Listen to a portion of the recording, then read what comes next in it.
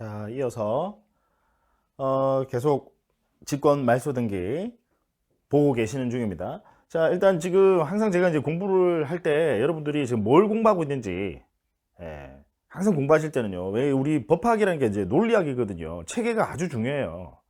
체계를 잡지 못하고 여러분들이 단편적인 그 내용만, 단편적으로 뭐 내용만 이렇게 받아들이시게 되면 금방 잊어버리고요. 잊어버리는 건 물론입니다. 뭐 스치면 잊어버리니까. 잊어버리는 건 물론이고. 그냥 연결이 안 돼서 응용이 안 돼요. 그래서 항상 여러분 이제 체계를 잡는 데 이제 주안점을 두셔야 돼요. 그래서 뭘 공부하고 있는지 지금 현재 우리는요.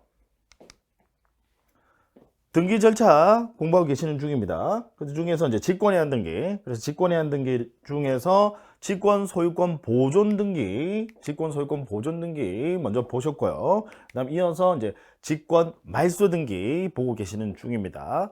자, 직권 말소 등기 환관 정말 가가수저에 지금 환관 정까지 살펴봤습니다. 자, 이어서 이제 보실 게 말입니다. 말. 자, 요 말은요. 제가 이제 직권해안 등기 매년 시험에 나온다라고 했는데 그 중에서도 이 부분 거의 빠지지 않고 출제가 되는 부분입니다. 말소 등기 시에 그 말소될 권리를 목적으로 하는 제3자. 자, 제3자 하면 여러분 뭐죠? 이해관계 이야기하는 겁니다. 이 제3자 권리는 등기관이 직권으로 말소한다라고 규정을 두고 있습니다. 말소 등기를 할 때, 자, 말소될 권리를 목적으로 하는 제3자 권리는 등기관이 직권으로 말소한다.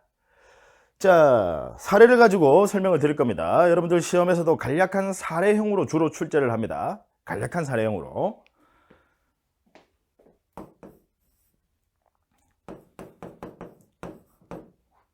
자, 어떤 부동산 등기부 갑구에 순위번호 1번 소유권 보존 소유자 갑으로 등기되어 있고요. 그 다음 다시 순위번호 2번 소유권 이전 소유자 을로 등기가 되어 있습니다.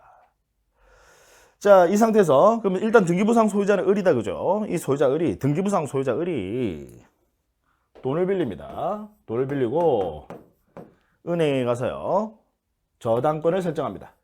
은행에서 돈을 빌리면서 가령 저당권을 설정한다. 그래서 저당권자 현재 병으로 등기가 되어 있다라고 가정을 해볼게요. 을이 돈 빌렸다라는 거예요. 을이 돈을 빌리면서 병에게 저당권을 설정해 줬어요. 그래서 병이 저당권자, 은행이다 이 말이죠. 채권자. 자, 그런데 문제는요, 이 을이라는 사람이 혼자서 등기 서류를 위조해서 자기 앞으로 소유권 이전 등기를 마친 자예요. 갑은 어떠한 의사를 표시한 바가 없는데 을이 혼자서 등기 서류를 위조해서 자기 앞으로 소유권 이전 등기를 마쳤다. 나중에 배우시겠지만 이 갑에서 을로 소유권 이전 등기를 하려면 갑의 등기필 정보라든지 그다음 인감증명, 갑의 인감증명, 특히 이제 매매의 경우에는 매도용 인감증명, 그다음 주민등록, 초본 이런 것들이 다 필요해요. 근데 이런 것들을 혼자서 다 위조를 했다. 을이 대단하신 분이다, 그죠? 그래서 제가 그랬죠. 실제 사례에서 을 누구라고요? 아들. 물론 제가 여러분 이제 실무적으로 이제 딸이 한 경우를 한 번도 본 적이 없어서 그냥 아들이라고 합니다. 저도 아들이지만. 대한민국에 이제 많은 그 아드님들이 이제 계신데, 제 말을 섭섭하게 생각하지 마세요. 제가 실제로 본 거의 드문 사례인데, 이제 아들이 이렇게 한 경우를 이제 종종 본 적이 있어서, 그래서 제가 말씀을 드리는 겁니다. 그래서 여러분들은 이제 장성한 아들이 있으면, 이 등기필 정보와 인감 도장, 이런 것들 항상 이제 따로따로 보관하시는 게 안전합니다. 자, 됐고요. 자, 그래서 을이 혼자서 이제 위조를 해서 자기 앞으로 소유권 이전 등기를 마쳤다. 그 다음 을은 자기 앞으로 소유권 이전 등기가 되어 있음을 기화로, 즉 등기부상 소유자로 되어 있음을 기화로, 그 기회에 이 말이죠. 병을 찾아가서 돈을 빌리고 병 앞으로 저당권 설정 등기까지 마쳤다라는 거예요. 자, 그러면 먼저 우리는요, 이 권리관계부터 판단을 해보셔야 됩니다. 그래야 뭐 등기를 지울지 말지 여부를 판단할 수 있으니까 민법을 통해서 권리관계부터 판단을 하셔야 돼요. 자, 민법에서 우리 민법 186조입니다. 권리관계 판단하실 때는 항상 민법 186조 부동산의 물권 변동은 기억나시나요? 우리 부동산의 물권의 변동은 공식입니다. 부동산의 물권 변동은 뭐 법률 행위 플러스 뭐까지? 등기까지. 그래야 부동산의 물권 변동이 일어난다. 자, 법률행위 의사표시입니다. 그럼 한번 따져보죠. 갑과 을 사이에 법률행위가 있습니까? 법률행위가 있나요? 없죠. 갑은 어떠한 의사를 표시한 바가 없습니다. 법률행위 자체가 없어요. 따라서 법률행위가 없으니까 물권변동, 소유권 이전이라는 물권변동은 일어나지 않습니다. 이 두 가지 요건이 다 충족이 돼야 돼요. 을 앞으로 등기는 돼 있지만 법률행위가 없어요. 그럼 물권변동이 일어나지 않는다. 자, 그러면 을 소유자 아니죠? 그죠? 이 소유자 아닌 을이 병과 저당권 설정 계약이라는 채권행위 둘 사이에 일단 법률행위 하면 채권행위와 법률행위 하면 여러분 채권행위와 물권행위 이 두 가지를 법률행위라고 합니다. 이 둘 다를 법률행위라고 해요. 그럼 항상 논리적으로는 채권행위, 계약이 먼저 다른 채권행위, 그 다음 그 약속, 계약을 이행하는 행위를 물권행위라고 합니다. 약속을 이행하는 행위. 가령 이제 우리 매도인은 등기서류를 넘겨주고요. 등기서류를 넘겨주는 그 계약서에 보시면 몇 년 몇 월 며칠 날 매도인은 등기서류를 넘겨주고 그다음 매수인은 잔금을 지급한다 이런 것들이 계약서에 있지 않습니까? 그 계약서 잔금 지급일 날 매도인은 등기서류를 넘겨주는 행위, 그다음 매수인은 잔금을 지급하는 행위 역시 물권 행위입니다. 계약서의 내용을 약속을 지키는 이행 행위, 물권 행위. 자, 그러면 둘 사이에 저당권 설정 계약이라는 채권 행위. 채권행위는 원칙적으로 가능합니다. 채권행위는요. 을은 소유자, 권리자 아니에요. 권리자가 아니더라도 계약 체결은 원칙적으로 가능하다. 약속을 하는 거거든요. 계약이라는 게 약속입니다. 권리자가 아니더라도 약속을 할 수는 있어요. 계약 체결은 원칙적으로 가능하다. 다만 권리자가 아닌 경우에는 물권 행위는 할 수가 없다라는 거. 아주 중요한 우리 민법의 기본적인 개념입니다. 꼭 기억해 두세요. 권리자가 아니더라도 약속은 할 수 있다. 가령 어떤 분이 소유자예요. 어떤 분이 소유자인데 제가 매도인, 저는 소유자 아니에요. 제가 매도인, 다른 분 매수인. 그 둘이서 매매 계약을 체결한다. 계약 체결은 가능합니다. 나중에 제가 넘겨받아서 넘겨줄 수도 있지 않습니까? 그죠? 이행행위 할 수 있어요. 물권행위 할 수도 있습니다. 넘겨받았을 경우에. 그런데 권리자가 아니면 이행을 할 수는 있습니까? 없어요. 물권행위는 할 수가 없다라는 거. 채권행위는 가능하지만 물권행위는 할 수 없다. 자, 그러면 이 채권행위, 물권행위를 법률행위라고 하고 이 중 어느 하나라도 흠결이 있으면 물권 변동은 일어나지 않는다라는 게 우리 대법원 판례 입장입니다. 그래서 둘 중 뭐라도 흠결이 있으면 물권 변동이 일어나지 않는다. 따라서 저당권 설정이라는 물권 변동 또한 일어나지 않는다. 그럼 186조에 따르면요. 을의 등기도 무효, 병의 등기도 무효입니다. 그죠? 논리적인 순서, 항상 시간 순서대로 검토를 해보셔야 돼요. 둘 다 무효인데, 자, 항상 권리관계 판단하실 때는 마지막으로 검토를 해보셔야 될 게 있어요. 즉, 186조에 따라서, 먼저 186조에 따라서 판단을 하시고, 그 다음 뭐 검토해 보셔야 돼요? 선의의 제3자 보호 규정이 있는지. 자, 병이라는 사람은 을이 위조를 해서 등기를 했다는 사실을 몰라요. 선이다라는 거. 알고서 여러분 돈 빌려줄 은행은 없죠. 그죠? 선의의 제3자. 그러면 선의의 제3자 보호 규정이 만약에 있다라면 위조의 경우에 선의의 제3자 보호 규정이 만약에 있다라면 병은 그 보호 규정 때문에 갑자기 유효가 되는 겁니다. 병만요. 조심하셔야 돼요. 선의의 제3자 보호 규정은 말 그대로 선의의 제3자만 보호해 주는 겁니다. 이 위조를 한 당사자 보호해 주는 게 아니라 선의의 제3자만 보여줘요. 그래서 얘만 갑자기 유효가 돼요. 자, 그래서 여러분 권리관계 판단하실 때는 먼저 민법 186조에 따라서 우리 186조에 따라서 먼저 판단을 내리시고 그 다음에 선의의 제3자 보호 규정의 유무 있는지 없는지. 자, 그럼 위조의 경우에는 선의의 제3자 보호 규정이 있습니까? 만약에 있다라면 선의의 제3자만 보호, 유효가 된다 이 말이죠. 근데 있습니까? 없습니까? 없어요. 그래서 위조의 경우는 선의의 제3자 보호 규정도 없습니다. 그래서 을과 병의 등기는 둘 다 확정적으로 무효가 되겠네요.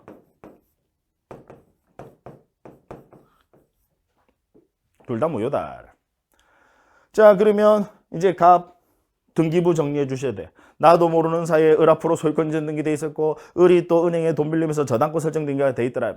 그 무효인 등기 이제 가 정리하셔야 되는데, 자, 갑이 이 무효인 등기 등기부상 지금 소유자는 을로 돼 있거든요. 그럼 등기부상 소유권을 갑이 회복하기 위해서는 갑은 누구의 등기 지우시면 됩니까?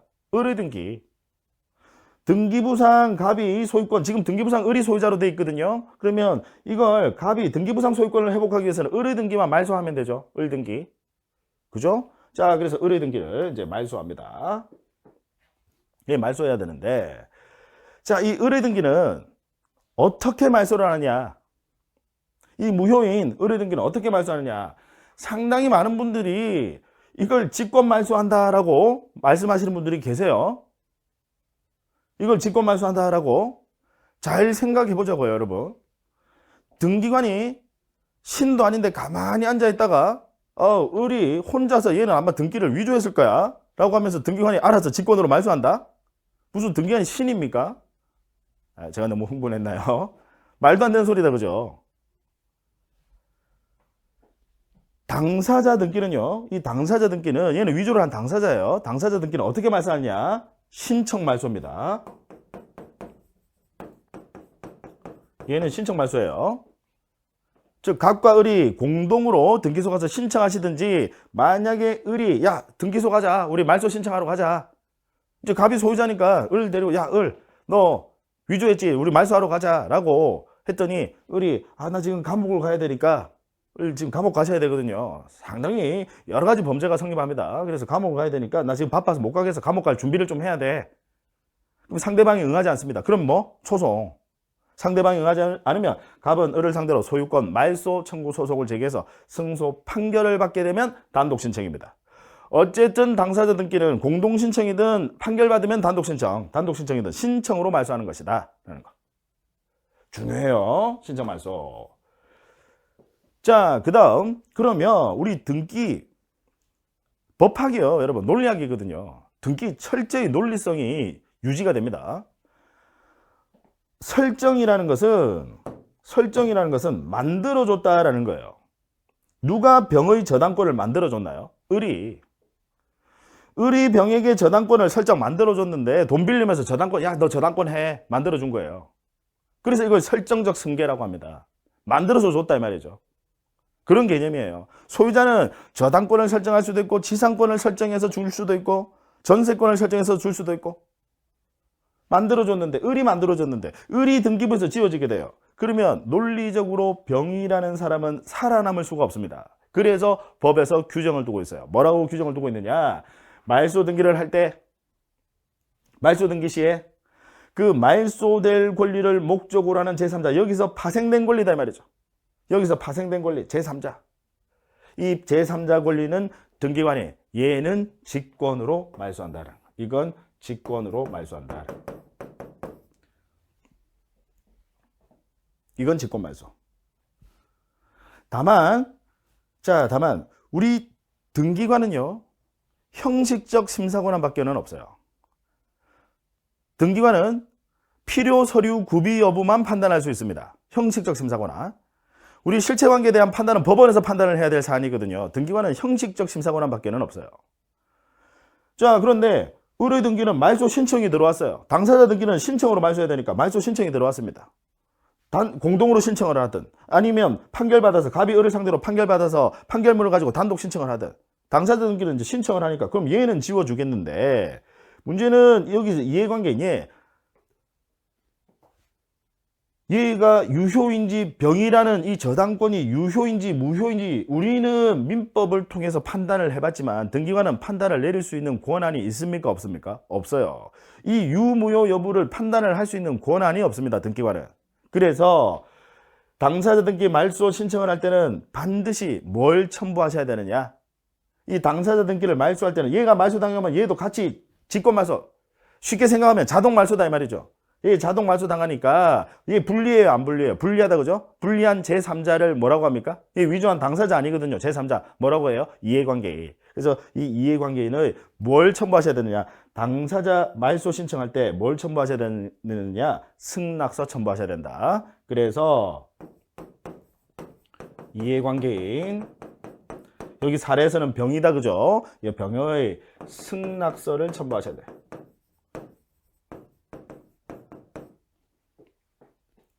좀 복잡하나요?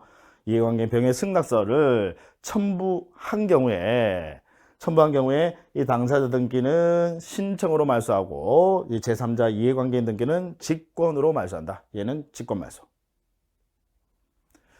자, 상당히 제가 예전에 입문과정에서도 이제 설명을 드렸었는데 상당히 내용이 난해하고 어려운 부분입니다. 우리 등기법에서 가장 어려운 내용이라고 해도 과언이 아닌 아주 어려운 내용인데 앞으로 이제 수없이 반복을 하실 건데, 자, 다시 한번 정리를 합니다. 이제 여러분들이 아마 조금 이해하시기 또 힘든 부분 중에 하나가 이걸 거예요. 그러면 이해관계인이 승낙서를 안 적어주면 어떡해? 승낙서를 지금 첨부해야 되는데 이 이해관계인이 승낙서를 안 적어주면 어떡해? 상대방이 응하지 않으면요, 소송입니다. 지금 무슨 이야기냐면 여러분이 갑이라고 생각을 하세요. 여러분이 갑인데, 자, 지금 을로 소유권 이전 등기돼 있고 병으로 저당권 설정 등기돼 있더라. 그럼 이거 무효인 등기 다 지워야 되는데, 일단 지우기 위해서 지금 당사자 등기는 신청으로 말소하셔야 되잖아요. 그럼 등기소 신청으로 말소하기 위해서는 먼저 누구 찾아가셔야 돼? 등기소에 말소 신청하러 가기 전에 누구 찾아가셔야 돼? 병을 갑이 찾아가는 겁니다. 찾아가서 야, 승낙서 적어줘.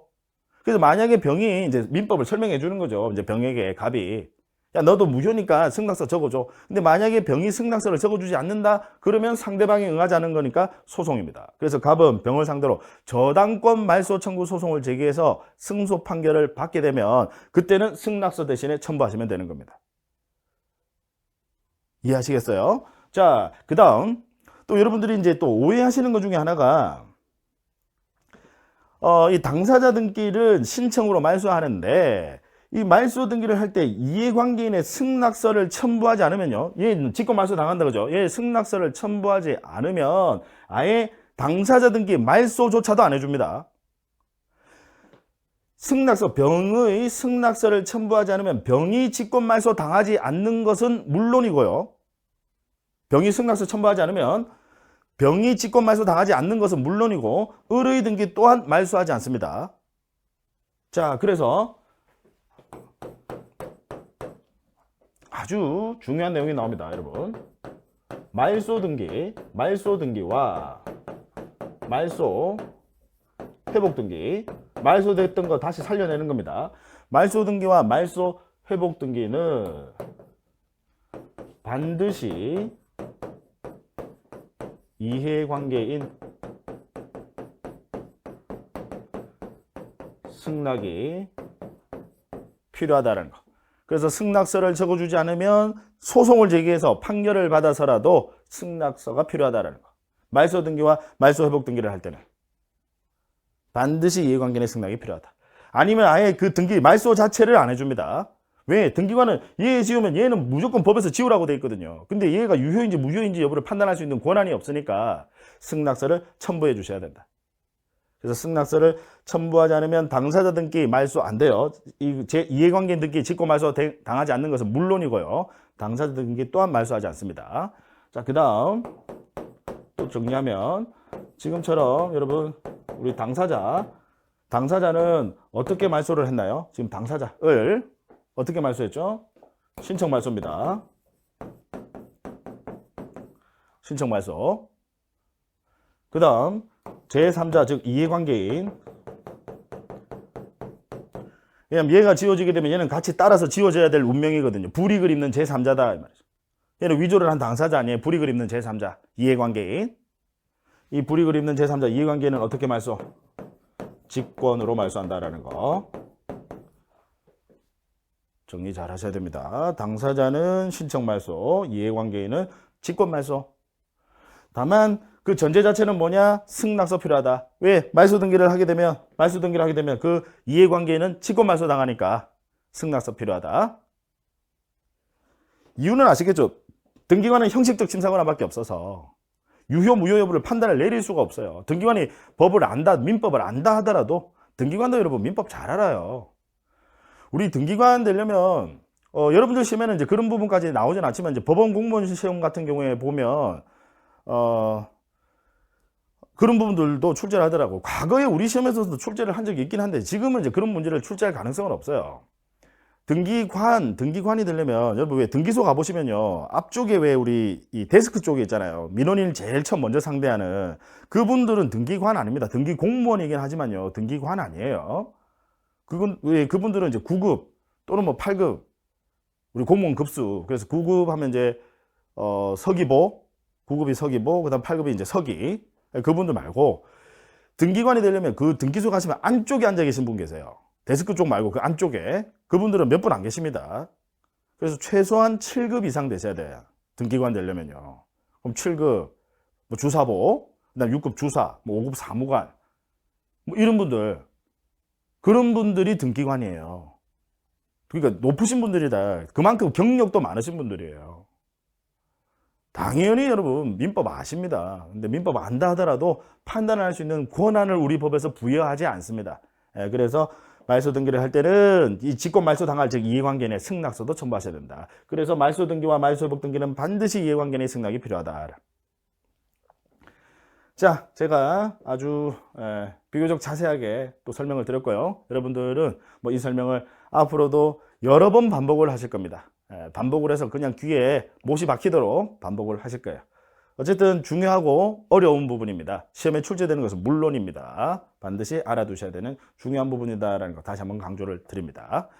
자, 지금 현재 직권 말소 등기 이제 네 번째 환관정 말까지 봤어요. 말소 등기 시 그 말소될 권리를 목적을 하는 제3자, 즉 이해관계 등기는 직권 말소다. 것까지 보셨습니다. 자, 그다음 가입니다. 이제 첫 번째 가.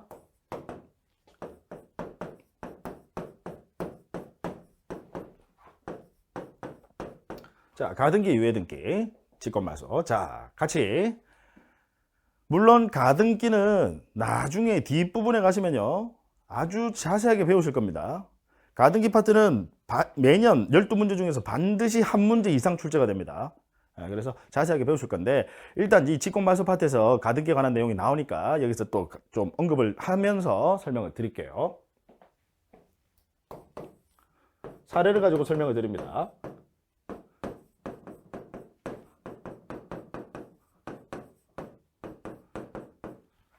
자, 가령 이제 갑이 부동산의 소유자인데 을과 매매라는 계약을 체결했습니다. 자, 잔금을 한참 뒤에 치르기로 했어요. 뭐 매매 계약을 체결하면 뭐 반드시 뭐 잔금을 뭐 몇 개월 안에 지급해야 된다 이런 규정은 없거든요. 그래서 한참 뒤에 잔금을 지급하기로 했어요. 그러면 을 입장에서 봤을 때는 상당히 불안해요. 왜? 지금 을이 가지고 있는 권리는 소유권 이전 청구권이라는 계약을 통해서 나온 권리입니다. 소유권 넘겨줘라는 이 계약을 통해서 나온 권리는 여러분 채권이에요? 물권이에요? 채권이에요. 계약을 통해서 나온 권리는 채권입니다. 즉 매매라는 계약, 즉 채권 행위를 통해서 나온 권리는 발생한 권리는 채권이에요. 이렇게 이해하시면 돼요, 여러분. 채권 행위를 통해서 나온 권리는 채권, 물권 행위를 통해서 나온 권리는 물권이래 되는. 아시겠죠? 계약을 통해서, 매매라는 계약을 통해서 나온 권리입니다. 채권이에요. 그 상대방에게만 권리를 주장할 수 있어요. 생각해 보시면 을이 갑과 지금 매매 계약을 체결해놓고 병에게 야 소유권 넘겨줘 라고 할 수 있습니까? 말도 안 되는 소리죠. 그래서 당연히 이제 갑에게 소유권 이전 청구권을 가집니다. 채권이다라는 거죠. 그 대인효 상대방에 대해서만 권리를 주장할 수 있다. 자, 근데 이 상태에서 잔금을 한참 뒤에 치르기로 했는데, 자, 갑이 만약에 이걸 다른 사람에게, 예를 들어서 뭐 병에게 수리번호 2번 소유권 이전 병. 그럼 을은 병에게 소유권 이전 청구권을 주장 행사할 수 있다. OX, X다, 그죠? 오로지 그 상대방에 대해서만 권리를 주장할 수 있으니까 을 입장에서 봤을 때는 불안해요. 물론 이제 이 경우에 갑이 다른 사람 뭐 병에게 소유권을 넘겼다라고 한다면 이중매매겠죠. 그 이중매매가 사회질서에 반하는 법률행위인 경우에 즉 이 제2 매수인 병이라는 사람이 만약에 이걸 병에게 넘겼다라면 제2 매수인인 병이라는 사람이 적극 가담을 한 경우에는 그건 사회질서에 반하는 법률행위 103조에 따라서 무효가 될 수 있으면 그건 변론으로 하고 원칙적으로는 이중매매 유효하거든요.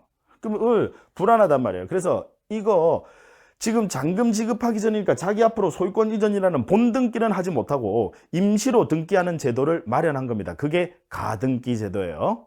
그래서 가등기는 어떤 권리만 가등기할 수 있다? 채권, 불안한 권리인 채권만. 완전한 권리인 물권은, 물권적 청구권은 가등기할 수 없고 오로지 채권적 청구권만 가등기할 수 있다. 소유권 이전 청구권과 같은 채권적 청구권만 가등기할 수 있다. 자, 그래서 이제 등기는 순위번호 2번 소유권 이전 청구권 가등기권자 을로 이렇게 등기를 했습니다. 자, 소유자는 누구죠?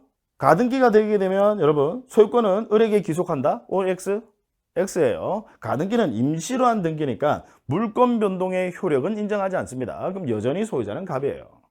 자, 그럼 가등기가 되어 있는 이 상태에서 갑이 다른 사람 병에게 소유권 이전을 할 수 있다. OX. O입니다. 가등기 임시로 한 거예요. 여전히 소유자는 갑입니다. 나중에 이 매매계약 해제될 수도 있어요. 여전히 소유자는 갑입니다. 따라서 갑은 다른 사람에게 가령 순위번호 3번 소유권이죠. 소유자 병 가능하다라는 거 꼭 기억해 두셔야 돼요. 뭐 기억해 두셔야 되냐면 가등기가 돼 있건 조금 이따 배우실 가처분 등기가 돼 있건 뭐 환매 특약 등기가 돼 있건 뭐 가압류 등기가 돼 있건 무슨 등기가 돼 있건 간에 심지어 여러분 경매 개시 결정 등기 이제 경매 개시 결정 등기면 이제 압류 즉 강제 집행 들어가는 거예요. 경매 개시 결정 등기 자체가 압류입니다. 그럼 이제 강제 집행 들어가는 겁니다. 강제 집행 들어가는 즉 경매 개시 결정 등기가 돼 있다 하더라도 현재 소유자, 현재 등기 부상 소유자는 일단 처분행위 가능하다. 나중에 말소 당하는 것은 물론이고 변론으로 하고 나중에 말소 당하는 것은 그건 변론으로 하고 일단 현재 소유자는 처분행위 가능하다라는 거. 꼭 기억해 두셔야 돼요. 여기에 무슨 등기가 됐건 간에 등기 부상 현재 소유자는 처분행위 가능하다는 거. 무슨 등기가 돼 있건 가등기가 돼 있건 뭐 가압류, 가처분, 경매개시 결정 등기, 무슨 환매 특약 등기 무슨 등기가 돼 있건 간에 일단은 처분행위 가능하다. 나중에 말소 당하는 것은 변론으로 하고. 자, 그래서 병에게 넘겼어요. 자, 그다음 이제 을은 잔금 지급 기한이 도래가 됐습니다. 그래서 잔금을 지급합니다. 누구에게? 갑에게. 그럼 이제 갑에게 자기랑 매매계약을 체결한 갑이 매도인이니까 갑에게 잔금을 지급하고 이 갑을 본등기의 의무자로 해서 얘한테 잔금 지급하니까 본등기의 의무자로 해서 을 앞으로 소유권 이전이라는 본등기를 합니다. 자, 위에 제가 흰색으로 적은 게 가등기고요. 밑에 노란색으로 적은 게 본등기입니다. 이 가등기와 본등기는 순위번호 하나를 가지고 같이 씁니다. 그래서 가등기는 물권 변동의 효력은 없지만 순위 보존적 효력은 있다라고 하는 거예요. 순위번호 하나 가지고 같이 씁니다. 자, 시간 순서를 볼게요. 항상 논리적으로 시간 순서대로 검토를 해보셔야 됩니다. 자, 먼저 가등기가 됐고요. 그 다음 병으로의 소유권 이전 등기가 됐고 그 다음 을 앞으로 소유권 이전이라는 본등기를 했네요. 시간 순서. 그럼 법에서 뭐라고 규정을 두고 있느냐 하면 가등기권자가 본등기를 하였을 때 일단 본등기를 한다는 전제입니다. 본등기를 하였을 때 그 가등기 이후의 등기 병 이야기하는 거죠. 이 가등기 이후의 등기가 이 가등기된 권리를 침해하면 등기관은 직권으로 말소한다라고 규정을 두고 있습니다. 자, 지금 을이 잔금 지급하고 본등기하게 되면 소유자는 누굽니까? 을입니다. 근데 현재 소유자 병으로 등기가 돼 있죠. 침해합니까? 침해하지 않습니까? 침해하죠. 을의 권리를 침해한다 그죠? 이 가등기된 권리인 을의 권리를 침해합니다. 병이. 침해하니까 등기관은 직권으로 말소한다. 그래서 얘는 등기관이 직권 말소다. 가등기권자가 본등기를 했을 때 가등기 이후의 등기로서 이 가등기된 권리를 침해하면 등기관은 직권으로 말소한다. 당연히 침해하니까 직권 말소. 왜? 소유자는 을이어야 되는데 지금 병 앞으로 등기되어 있으니까. 이해하시겠죠? 자, 일단 비교를 한번 해보시자고요.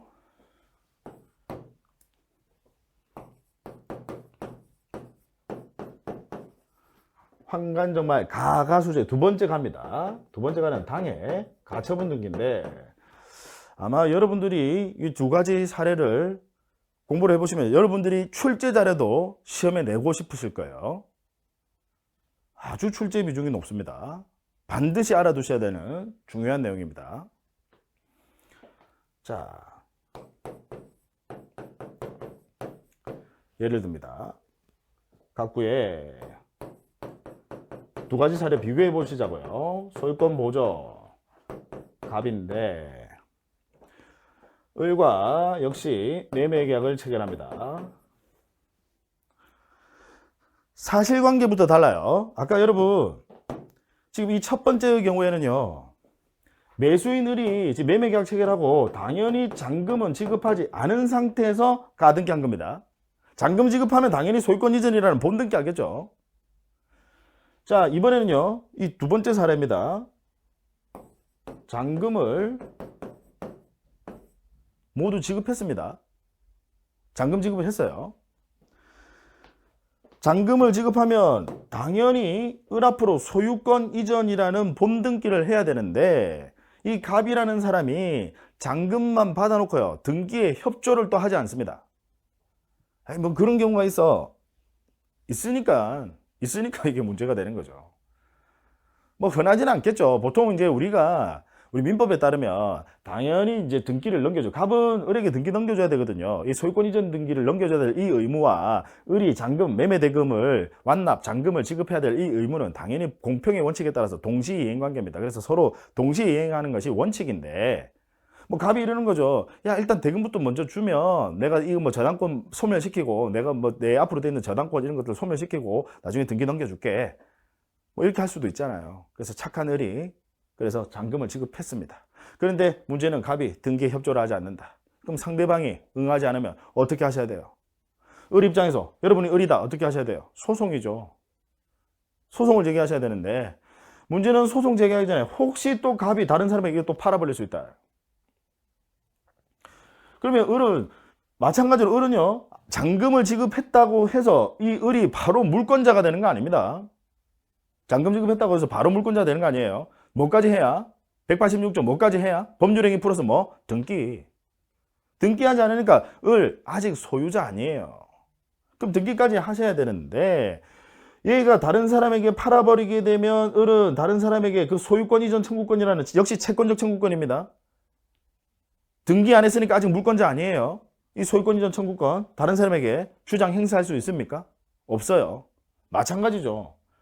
지금 을이 가지고 있는 권리는 소유권 이전 청구권인데 이 소유권 이전 청구권은 잔금을 지급했다고 해서 물권이 되는 게 아니라 잔금 지급해도 마찬가지로 아직 등기하기 전이니까 얘는 채권에 불과합니다. 두 가지 잘 비교를 하시면서 보자고요.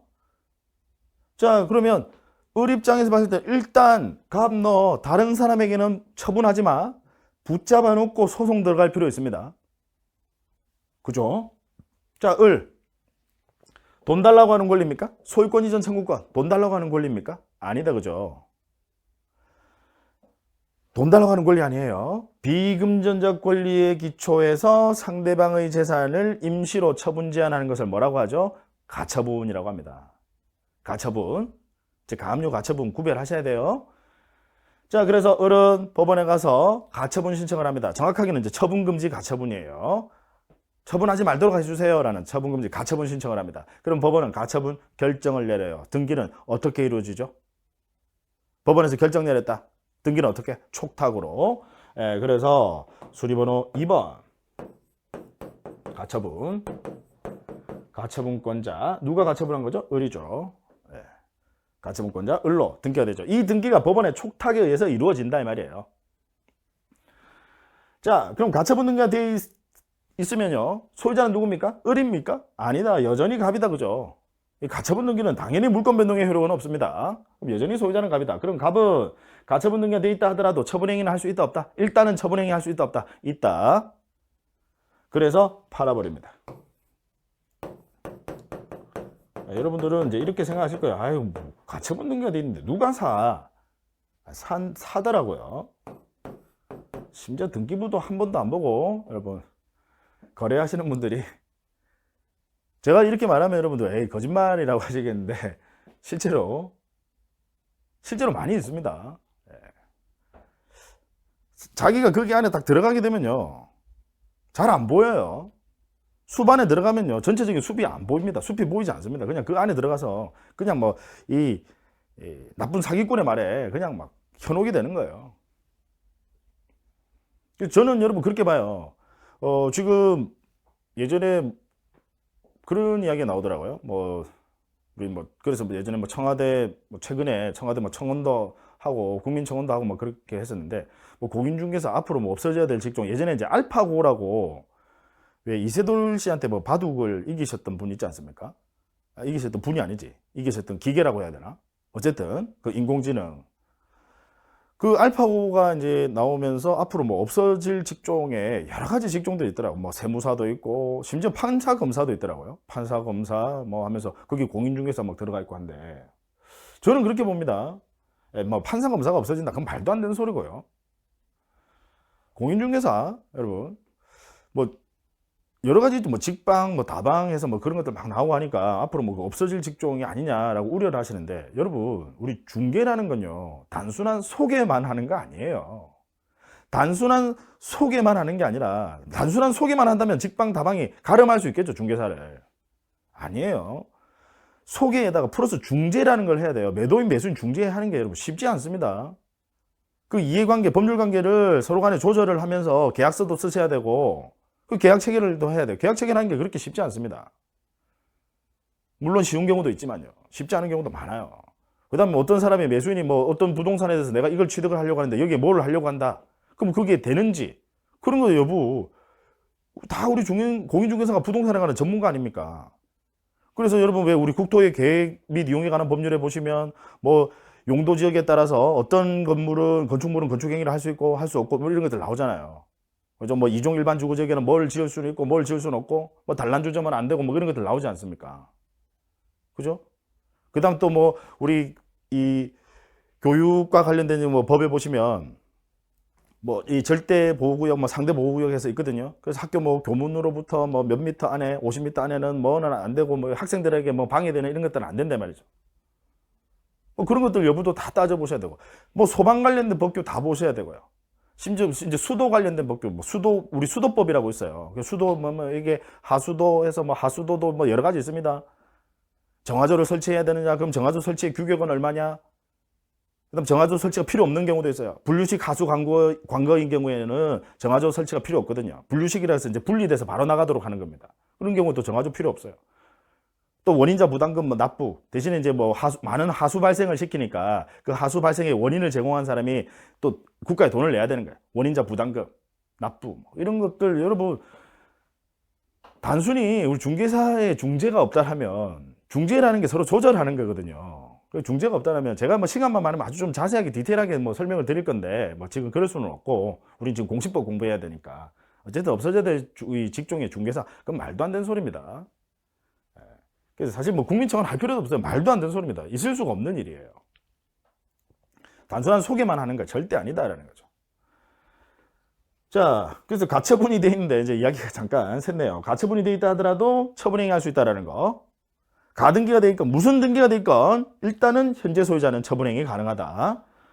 자, 그 다음 그러면 지금 이제 을이 갑을 상대로 소송을 제기합니다. 일단 가처분만 해둔 상태에서요. 이제 소송을 제기합니다. 본안 소송을 제기해서 즉 소유권 이전 청구 소송을 제기해서 이제 승소 판결을 받습니다. 여러분 판결 받으면 등기는 어떻게 단독 신청 기계적으로 나와야 됩니다. 판결 받으면 단독 신청. 자, 그래서 수리번호 4번 소유권 이전. 4에 여기 점 찍으면 안 되는데. 수리번호 4번 소유권 이전. 이제 소유자 을로. 자, 지금 이 등기가요. 판결을 받아서 을이 승소 판결을 받아서 이 등기는 단독 신청으로 이루어진다 이 말이에요. 판결 받으면 단독 신청. 자, 그러면 자, 잘 생각해 보자고요. 이것도 역시 어려운 개념입니다. 이 병이라는 사람, 가처분이 되어 있음을 알고 산 사람이에요. 가처분은 등기 공시가 되어 있으니까 알고 산 사람입니다. 만약에 을이라는 사람이 소송에서 진다면 사실 매매계약을 체결하고 잔금을 지급했어요. 잔금 지급한 건 객관적인 진실이라 하더라도 소송이라고 하는 것은 신이 내리는 판단이 아니라 인간인 법관이 내리는 판단입니다. 제대로 입증을 하지 못하면, 증명을 하지 못하면요, 이 주장하는 자의 입증 책임, 원칙적으로 주장하는 자가 입증 책임을 지거든요. 그 주장하는 자가 입증 책임을 다하지 못하면 소송에서 집니다. 예를 들어서 잔금을 줬는데, 잔금을 준 건 진실이라 하더라도 잔금을 현금으로 줬어요. 우리 현금 한 3억 정도는 들고 다니니까. 좀 오바를 합니다. 3억 현금 줬어요. 그 다음 심지어 본 사람도 없어. 내가 잔금을 지급한 걸 본 사람도 없어요. 그래서 더더욱 중개사 통해서 거래하셔야 돼요. 안전하잖아요. 이 부동산에 관한 전문가인 중개사를 통해서 확실한 증인이 있지 않습니까? 그죠? 근데 자, 만약에 아무도 그냥 본 사람도 없어요. 그럼 어떻게 입증할 겁니까? 법원에 가서, 법정에서. 이제 판사님은 자꾸 을보고, 원고, 소송 제기한 원고, 매매계약 체결한 거 맞다면서요. 그럼 잔금 지급했다면서요. 잔금 지급한 거 증거 제출해 보세요. 잔금 지급하면서 현금으로 주면서 영수증도 안 받았어요. 아무런 증거가 없다는 거. 그럼 어쩔 수 없어요. 우리 법원은 민사소송법에 따라서 입증 책임을 부담하는 자가 그 입증을 하지 못하면요, 원고 패소 판결을 내릴 수밖에 없습니다. 그럼 만약에 소송에서 졌다. 그러면 이때 병은요, 이제는 확정적으로 유효하게 소유권을 취득하겠죠. 을이 소송에서 만약에 졌다면요. 근데 을이 다행히 소송에서 이겼어요. 이 병이라는 가처분이 돼 있음을 알고 산 사람 보호해 줄 필요 있을까요? 보호해 줄 필요 있습니까? 없어요. 법은 공평이거든요. 이 가처분이 돼 있음을 알고 산 사람 보호해 줄 필요 없다 이 말이죠. 가처분권자가 승소했을 때. 이해하시겠죠? 자, 그러면 결론부터 말씀드리면요, 말소해야 됩니다. 보호해 줄 필요 없으니까 말소해야 되는 것은 그건 당연한데, 문제는요, 이 가처분 이후의 등기는 등기관이 직권으로 말소한다라는 규정이 없어요. 법에 규정이 없어요. 따라서 그럼 규정이 없으니까, 법에 규정이 없으니까 이제 원칙으로 갑니다. 원칙이 뭐예요? 신청. 그러면 어차피 을은 승소 판결을 받으면 자기 앞으로 소유권 이전 등기를 하려고 단독으로 신청하러 등기소에 가죠. 간 김에 이 보호해 줄 필요 없는 가처분 이후의 등기, 이거 말소 신청까지 요 두 가지를요, 그러니까 신청서 2장 쓰는 거예요. 병등기 말소 신청서와 그 다음 을 앞으로 소유권 이전 등기 신청서. 아시겠죠? 자기 앞으로 소유권 이전 등기 신청하러 간 김에, 판결문 가지고 간 김에 그 가처분 이후의 등기 말소 신청까지 한꺼번이니까 이 두 가지를 어떻게 동시에 같이 신청한다. 그러면 병의 등기는 신청으로 말소되는 것이고, 이 병의 등기는 가처분 이후의 등기는 신청 말소입니다. 얘는 신청으로 말소하는 거예요. 신청으로 말소. 그러면 을 앞으로 소유권 이전 등기 됐으니까 이제 을이 원하는 목적 달성했죠. 을이 이제 소유자 된 거죠. 그럼 등기부 보세요. 필요 없어진 등기가 남아 있습니다. 뭐예요? 당해 가처분 등기. 지금 순위번호 2번에 이 가처분 등기 왜 해둔 겁니까? 을 앞으로 소유권 이전 등기를 궁극적으로 하기 위해서 임시로 처분 제한 붙잡아 놓은 거예요. 근데 을 앞으로 소유권 이전 등기 했으니까 원하는 목적 달성됐다 이 말이죠. 그러면 이 필요 없어진 당해 가처분 등기, 얘는 등기관이 직권으로 말소한다라고 규정되어 있습니다. 아시겠죠? 자, 비교를 하시자고요. 두 가지. 가등기는요, 가등기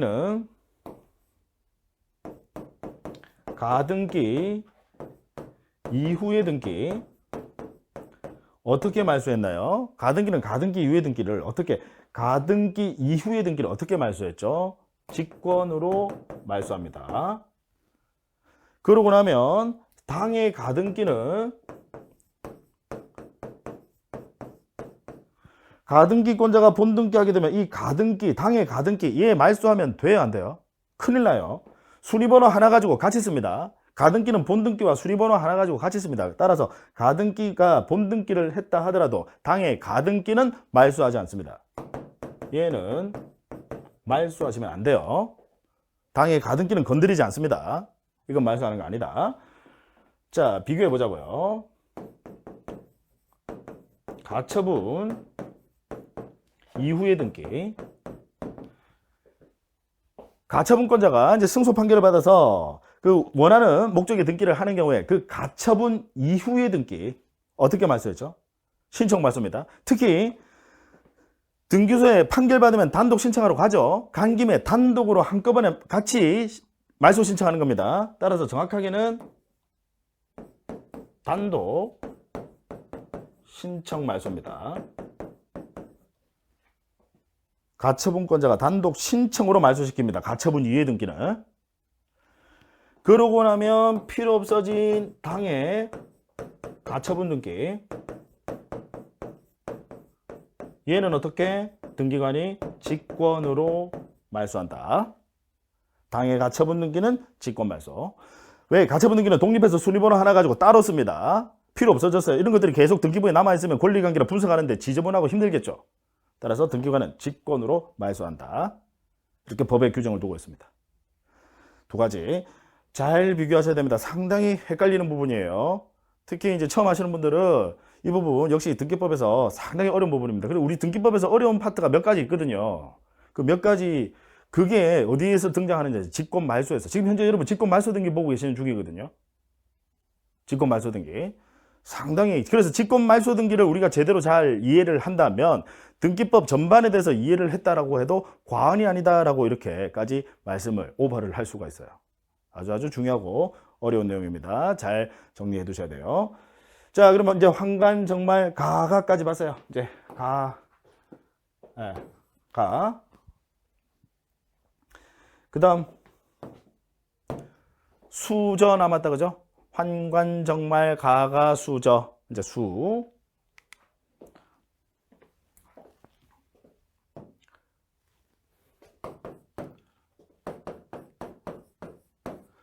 자, 수용인데요. 역시 사례를 가지고 설명을 드립니다.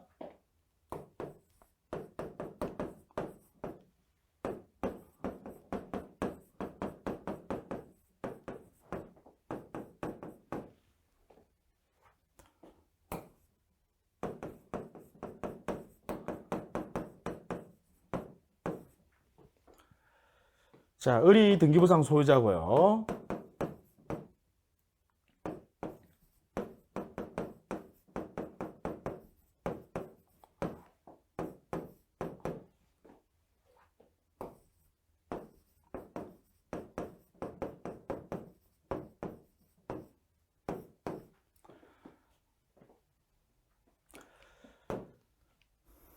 의리 등기부상 소유자입니다. 현재 병으로 을구에 보니까 저당권 설정되게 돼 있고요. 그 다음에 이제 정에게 전세권이 설정이 돼 있네요. 이제 을이 설정해 줬다라는 거예요. 자, 이 상태에서 이 X 부동산을요, 가령 사업시행자 A는 사업시행자. 과거에는 이걸 이제 기업자라고 표현을 하다가 이제 사업시행자로 법에서 용어를 바꿨습니다. 그래서 예전 시험 이제 기출문제 보면 가끔씩 기업자라는 표현이 나올 거예요. 이제는 기업자라는 표현 쓰지 않습니다. 사업시행자. 이 사업시행자 A가 수용을 합니다. 뭐 공공시설을 하기 위해서 도시계획시설, 예를 들어 도로를 한다, 뭐 그런 거 하기 위해서 이제 땅이 필요하니까, 토지가 필요하니까 이제 수용을 한다. 수용은요, 원시취득입니까? 여러분, 승계취득입니까? 원시취득이에요. 원시취득. 이 원시취득의 의미가 뭐냐면 아무런 부담이 없는 깨끗한 부동산을 취득한다. 원시라는 게 최초다라는 의미잖아요. 그럼 최초라는 그 의미 자체가 아무런 부담이 없는, 방해되는 게 아무것도 없는 아주 깨끗한 부동산을 취득한다라는 의미예요. 원시취득. 그래서 수용은 당연히 여러분 뭔가 공공시설을 하려면요, 아무런 부담이 없는 깨끗한 부동산 취득해야 되겠죠. 그래서 수용은 원시취득이다. 승계취득이 아니라 원시취득이다. 자, 그러면 원시취득이면 이론적으로 봤을 때 원시취득이면 무슨 등기를 해야 되느냐? 소유권 보존 등기를 하셔야 됩니다. 그럼 기존에 있는 등기부는 어떻게? 폐쇄를 하셔야 돼요. 폐쇄를 하시고 다시 등기부를 개설하면서 순위번호 1번 소유권 보존 소유자 A, 사업시행자 A로 등기를 하셔야 돼요. 이론적으로 봤을 때는. 자, 근데 생각해 보면 여러분, 우리 이 공공시설 하기 위해서 예를 들어 도로를 건설한다, 뭐 수용해야 될 그 토지가 한두 필지일까요? 무지무지 많습니다. 근데 이거 전부 다 폐쇄하고 또 새로 소유권 보존 등기하면서 등기부 개설하고 업무가 너무너무 과다해요. 그래서 등기 기술상 성질은 원시 취득의 성질을 그대로 가지고 있지만 등기 기술상 등기 방식은 소유권 이전 등기 방식을 취합니다. 이걸 폐쇄하고 새로 소유권 보존 등기하면서 등기부 개설하는 게 아니라 그냥 등기 기술상 순위번호 3번 소유권 이전 소유자 A로 이렇게 등기한다. 되셨나요? 등기 방식은. 자, 그래서 나중에 이제 이 부분도 좀 이따 설명을 드릴 건데, 여러분 소유권 이전 등기 원래는 공동으로 신청하는 거잖아요. 공동으로 신청하는 건데, 의무자 권리자 공동으로 신청하는데 원시 취득의 성질을 그대로 가지고 있어서 이 사업 시행자 A가 단독으로 신청한다라는 것도 조금 이따가 또 배우실 내용입니다. 그래서 수용으로 인한 소유권 이전 등기는 단독 신청이다. 원시 취득의 성질을 그대로 가지고 있으니까 사업 시행자 A가 그냥 단독으로 신청한다 이 말이에요. 자, 그러면 성질은 원시 취득의 성질을 그대로 가지고 있습니다. 성질은요. 다만 등기 기술상 그냥 이전 등기 방식을 취할 뿐입니다. 생각해 보면 그러면 사업 시행자 A 입장에서 봤을 때 여러분 갑구에 기재되어 있는 수리번호 1번 소유권 보존 소유자 갑의 등기 A 입장에서 봤을 때 뭔가 방해, 부담이 되는 게 있습니까? 갑이 앞으로 소유권 보존 등기되어 있으면 A가 소유권을 취득하는데 방해되는 거 있습니까? 전혀 없어요. 그냥 최초 소유자가 갑이었다라는 역사적인 의미밖에는 없습니다. 전혀 방해되는 거 없습니다. 따라서 이 갑의 등기는 당연히 말소하지 않습니다. 가만히 내버려 둔다 이 말이죠. 그 다음 을의 등기 수용을 당하신 분, 즉 피수용자, 수용할 당시 을이 소유자였죠. 그죠? 피수용자. 그러면 이 을의 소유권 이전 등기 역시 사업 시행자 A가 소유권을 취득하는 데 있어서 을의 등기 역사적인 의미밖에는 없어요. 수용당하기 전 소유자가 그냥 을이었다 라는 역사적인 의미밖에는 없습니다. 따라서 말소하지 않습니다. 방해되는 거 없다 이 말이죠. 그 다음 을구로 한번 내려가 볼게요. 여러분 지금 을구에 기재되어 있는 순위번호 1번 저당권 설정 병 저당권 등기가 되어 있네요. 사업 시행자 A 입장에서 봤을 때 내 소유 부동산에 저당권이 설정되어 있으면 방해됩니까? 방해되지 않습니까? 방해되죠. 예. 따라서 당연히 등기관은 직권으로 말소합니다. 그 다음 전세권이 설정되어 있어요. 사업 시행자에게 여러분 방해됩니까? 방해되지 않습니까? 내가 뭔가 도로 건설해야 되는데 전세권이 설정되어 있어요. 방해됩니까? 방해되지 않습니까? 방해되죠. 따라서 역시 등기관은 직권으로 말소를 시킵니다. 이유는요. 원시 취득 때문에. 수용은 원시 취득이다. 따라서 사업 시행자에게 방해된 등기 기술상 등기 방식은 이전 등기 방식을 취하지만 사업 시행자에게 방해가 되는 등기는 등기관이 직권으로 말소된다. 그럼 얘들 직권 말소 당하면 불쌍해서 어떻게? 그건 걱정하지 마시고요. 원시 취득이니까 그냥 직권 말소다. 그래야 사업 시행 가능하니까요. 예. 얘들 전혀 불쌍하지 않습니다. 여러분 여러분 구제 방법이 다 마련되어 있어요. 항상 우리는 우리 걱정만 하시면 돼요. 예, 걱정하실 필요 없고. 여러분 저당권이나 전세권 같은 경우 우선 변제권 있죠. 우선 변제권 있으면 지금 을 수용 보상금 받죠. 보상금. 그죠? 여러분들 이제 그런 용어도 아셔야 돼요. 위법한 행위에 대한 그 피해를 손해라고 합니다. 어떤 위법한 행위에 대한 피해를 손해. 적법한 행위에 대한 피해, 적법하게 행위를 하더라도 피해가 있을 수 있어요. 그걸 손실이라고 합니다. 그럼 손해는 배상과 연결되는 손해배상. 그래서 손해배상 청구권. 그다음 손실은 보상이란 말과 연결됩니다. 손실 보상 청구권. 수용은 적법한 행위죠. 다만 피해는 있죠. 뺏기니까. 그래서 손실 보상 청구권, 즉 수용 보상금을 을은 받게 됩니다. 그럼 병과 정은 원래 이 부동산에 대해서 경매가 들어갔을 때 우선 변제권을 가지게 되는데 그 우선 변제권이 있음을 전제로 해서요. 다른 지금 을은 이 소유권을 상실한다 그죠? A에게 뺏기니까요. 그럼 대신에 보상금을 받죠. 그 보상금에 물상대위합니다. 즉 보상금에서 먼저 돈 가져간다 이 말이죠. 그러니까 걱정하실 거 전혀 없고 어쨌든 수용은 원시 취득이니까 수용을 원인으로 한 소유권 이전 등기 시에 그 사업 시행자에게 부담이 되는 제3자 권리 등기는 등기관이 직권으로 말소한다. 사업 시행자에게 부담이 되는, 방해가 되는, 왜? 원시취득이니까 방해가 되는 제3자 권리 등기는 등기관이 직권으로 말소한다라는 거. 되셨죠? 자, 그 다음 마지막이 접니다.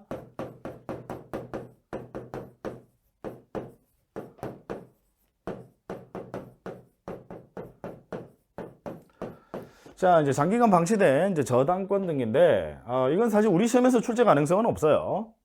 법에 규정이 있는 부분이 아니라서 이 등기 이제 실무상 이제 하는 건데, 이제 무슨 내용이냐면 여러분들 돈을 갚아요. 은행에 돈 빌렸다가 돈 빌리면서 저당권 설정을 했다가 나중에 돈을 갚습니다. 그럼 돈을 갚게 되면 저당권은 소멸한다, 그죠? 그럼 저당권 소멸하면 저당권 말소해야 돼요. 말소해야 되는데 나중에 혹시나 또 돈을 빌리면서 그 저당권을 그대로 갖다 쓸 수 있습니다. 유용.